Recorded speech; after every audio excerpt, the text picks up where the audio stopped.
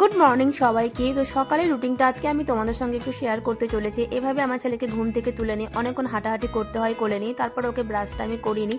আর brush করাতে তো অনেক যুদ্ধ করতে হয়। তারপর এবার মুখ টুক ধুয়ে নিয়ে আমি ওকে স্কুলের ইউনিফর্মটা পরিয়ে নিই।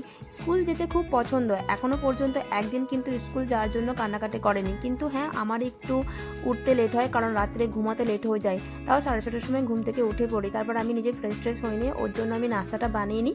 এখন ওকে আমি একটু ক্রিম ট্রিম মাখিয়ে দিচ্ছি, তারপর আমি ওকে এখন খেতে দেবো।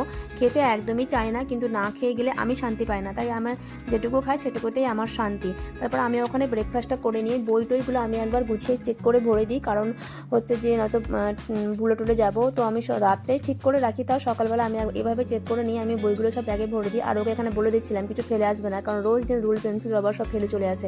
তারপর ওর পাপার আজকে ডিউটি নেই, তাই ওকে রাখতে আজকে পাপাই যাবে। এভাবেই আমার সকালটা যায়, ব্যস্ততার মধ্যে দিয়ে কেটে যায়।